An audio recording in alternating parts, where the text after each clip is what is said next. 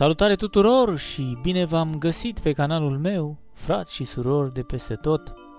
Astăzi voi începe cu prima parte a unui mini-serial extraordinar de important, al cărui subiecte ar trebui predate de departe în toate unitățile de învățământ și educație din întreaga lume.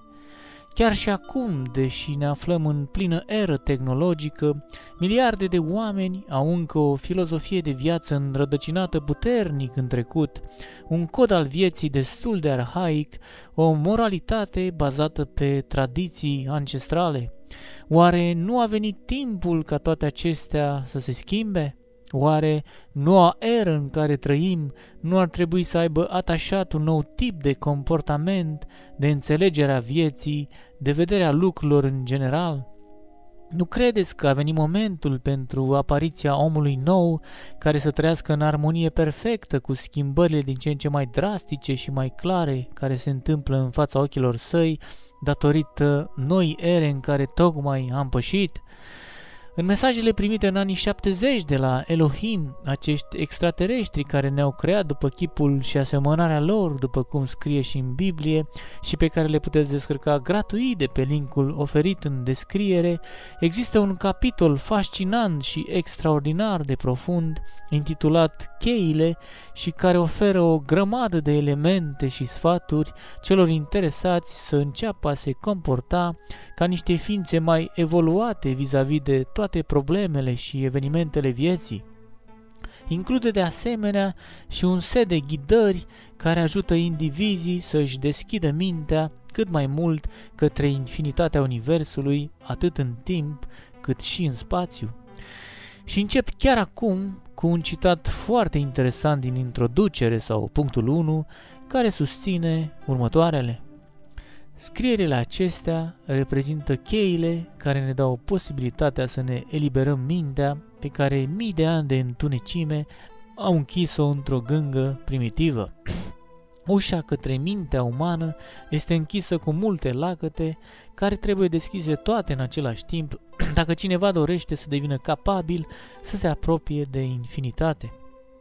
Dacă numai o cheie este deschisă, celelalte lacăte vor rămâne închise și dacă nu sunt toate deschise în același timp, atunci, în timp ce al doilea lacăt este deschis, primul se va închide din nou, împiedicând ușa să se deschidă.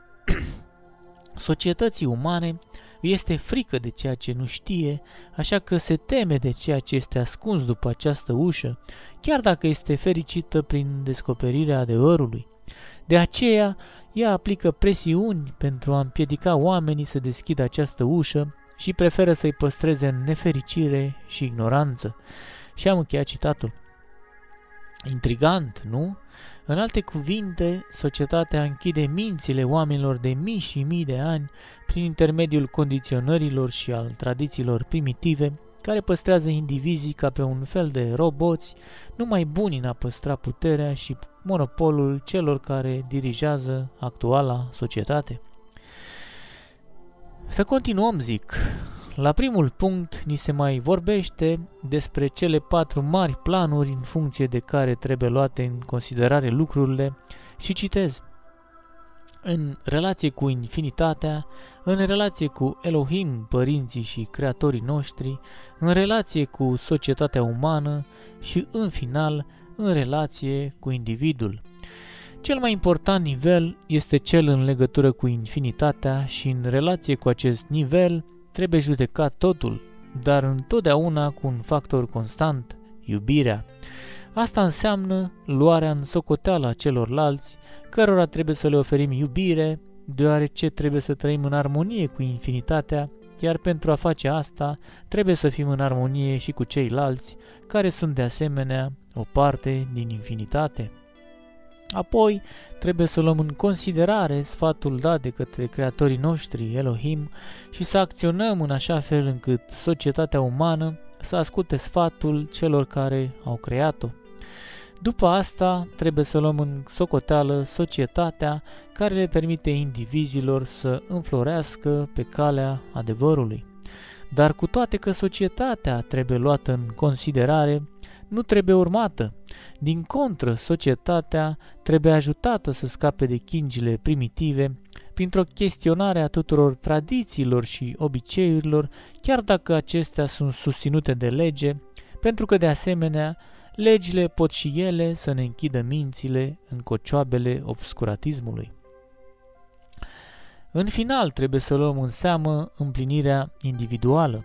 Fără asta, mintea nu-și poate atinge potențialul său maxim și este imposibil să te armonizezi cu infinitatea și să devii o persoană nouă.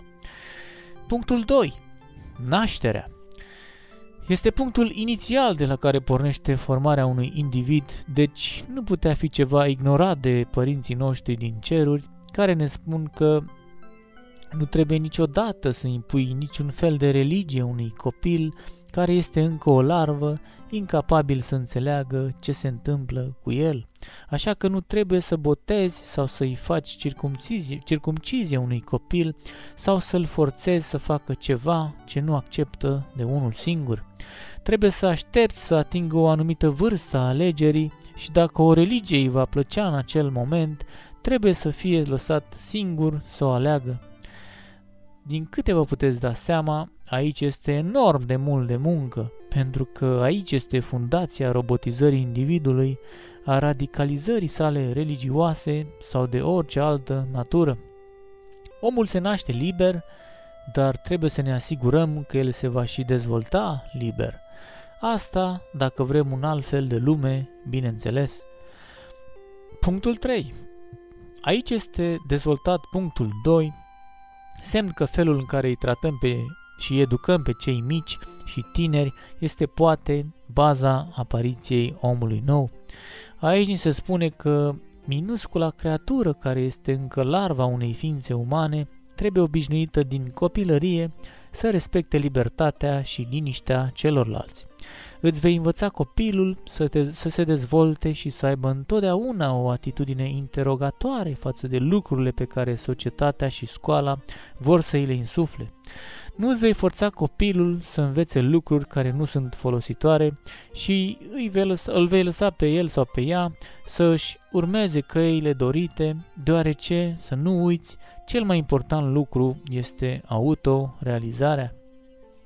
Nu îi vei impune nicio religie copilului tău, dar în schimb îl vei învăța imparțial diferitele credințe care există pe tot globul, sau cel puțin pe cele mai importante în ordine cronologică: religia iudaică, religia creștină și cea musulmană.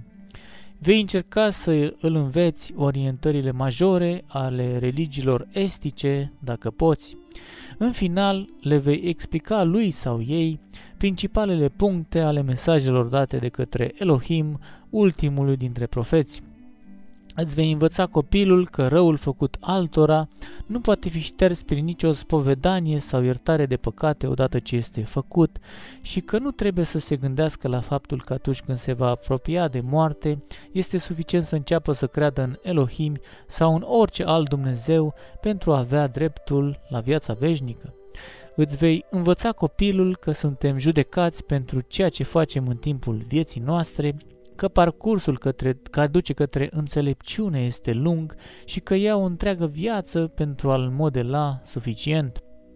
O persoană care nu a mers în direcția corectă în timpul vieții nu va avea dreptul la învierea științifică pe planeta veșnicilor doar pentru că face o neașteptată ultimă schimbare către calea corectă.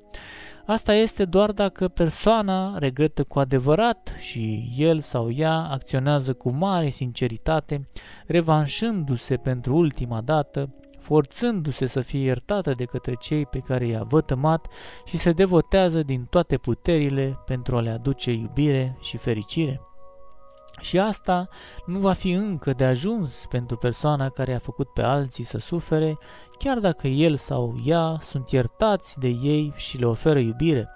Greșelile au fost șterse, dar nimic pozitiv nu a fost îndeplinit.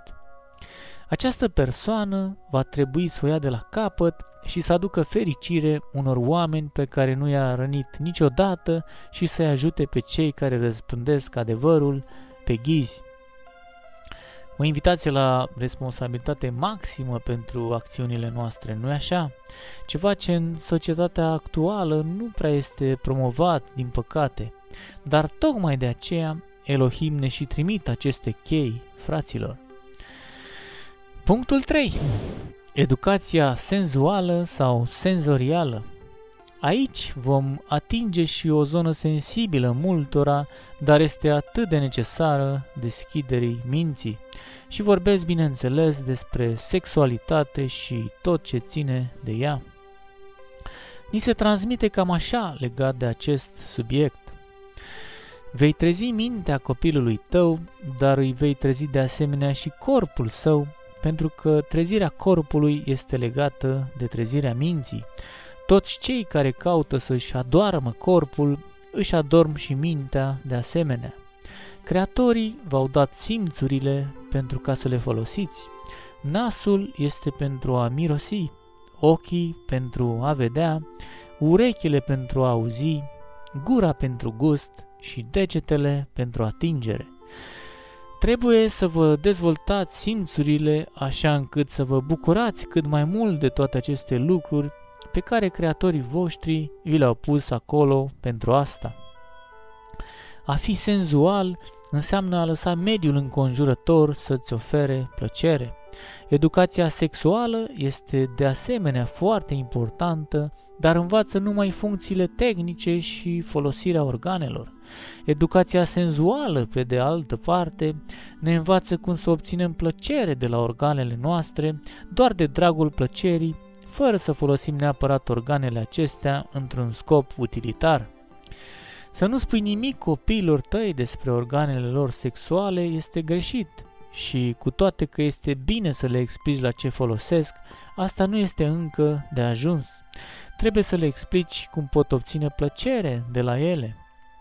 Să le explici doar funcționarea lor ar fi ca și cum le-ai spune că muzica este pentru defilare, că a ști să scrii este folositor doar pentru a scrie reclamații sau că filmele sunt folositoare doar pentru a face cursuri audiovizuale și alte măgării. Din fericire, mulțumită artiștilor și prin deșteptarea simțurilor noastre, putem obține plăcere prin ascultare, citire sau privirea operelor de artă care nu au fost făcute din niciun alt motiv decât pentru a ne oferi plăcere. Același lucru este valabil și pentru organele sexuale. Ele nu sunt doar pentru a ne satisface nevoile naturale sau de reproducție, dar de asemenea și pentru a ne oferi plăcere nouă sau altora. Mulțumită științei, am scăpat în sfârșit de zilele când arătarea corpului cuiva era un păcat și când contactele sexuale aduceau pedepse conceperea unui copil. Nu-ți va fi niciodată rușine de corpul sau de nuditatea ta, pentru că nimic nu îi supără mai mult pe creatori decât să-i vadă pe cei pe care i-au creat, simțindu-se jenați de înfățișarea care le-a fost dată. Îți vei învăța copiii să-și iubească trupul și fiecare parte a creației Elohimilor, pentru că prin iubirea creației îi iubim și pe ei. Fiecare individ este o grădină care nu trebuie să rămână necultivată. O viață fără plăcere este ca o grădină necultivată. Plăcerea este fertilizantul care deschide mintea. Asceticismul este nefolositor în afară de cazul în care este o încercare temporară menită să antreneze mintea să domine corpul. Dar odată ce am reușit în încercarea pe care ne-am ales-o, care trebuie întotdeauna să fie limitată în timp, trebuie să ne bucurăm și mai mult de plăcerile vieții. Asceticismul poate fi acceptat ca perioada de neîngrijire a acestei grădini care este un individ, adică o pauză momentană în căutarea plăcerii care ne va permite să o apreciem mai bine în viitor. Trebuie să obișnuiești copiii să aibă din ce în ce mai multă libertate, tratându-i întotdeauna ca pe niște indivizi. Le vei respecta gusturile și inclinațiile, așa cum și tu ai vrea ca ei să le respecte pe ale tale. Și spuneți bine, copilul tău este ceea ce este, diferit de tine, și că nu vei putea să-l transformi cum vrei tu, tot așa cum nici el nu te poate transforma pe tine după gustul lui. Respectă-ți copilul pentru ca și el să te respecte și respectă-i gusturile așa încât și el să ți le respecte pe ale tale. Destul de frumos, nu? Cheia numărul 4. Realizarea sau autorealizarea. Și aici vom atinge iarăși o coardă sensibilă, dar este atât de necesar după mii de ani de suprimări arhaice, pudice. Acesta este un punct care duce la un nivel și mai înalt elevarea și eliberarea individului, spunându-ne următoarele. Autorealizarea trebuie căutată în funcție de gusturile și aspirațiile respectivului, fără niciun fel de preocupare față de ce gândesc ceilalți, atâta timp cât nimeni nu suferă. Dacă simți că vrei să faci ceva, mai întâi asigură-te că lucrul acesta nu rănește pe nimeni, apoi fă-o fără să-ți faci probleme față de ceea ce gândesc ceilalți despre tine. Dacă vrei să ai o experiență senzuală sau sexuală cu unul sau mai mulți indivizi, indiferent de ce sex ar fi ei, poți să o faci atâta timp cât tu dorești asta și ei la fel. Orice este permis pe calea autorealizării, a trezirii corpului, deci și a deșteptării minții. Scăpăm în sfârșit de conceptele primitive în care femeile erau văzute ca niște simple obiecte de reproducere pentru societate. Mulțumită științei, femeile sunt acum libere să se autorealizeze senzual, fără să se mai teamă de pedeapsa sarcinii. În sfârșit, femeia este cu adevărat egala bărbatului. Conceperea unui copil este ceva foarte important pentru a fi lăsat în slujba norocului. De aceea, faceți asta doar la alegere, după o considerare matură, într-un act minunat de iubire, fiind în întregime conștienți de ceea ce faceți și fiți siguri că doriți cu adevărat asta. La urma urmei, un copil nu poate fi un individ reușit decât dacă este cu adevărat dorit în primul moment al concepției. Momentul concepției este mult mai important pentru că reprezintă momentul în care prima celulă, adică planul individului, este zămislită.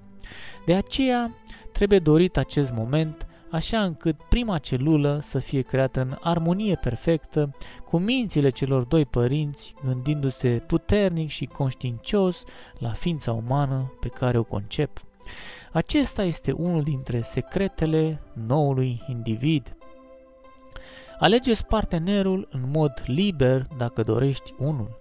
Căsătoria civilă ori religioasă nu este de niciun folos. Nu poți semna un contract care unește doi indivizi vii, care se vor schimba amândoi pentru că sunt în viață.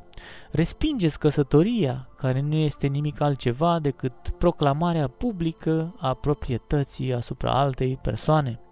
Un bărbat sau o femeie nu pot fi proprietatea altcuiva.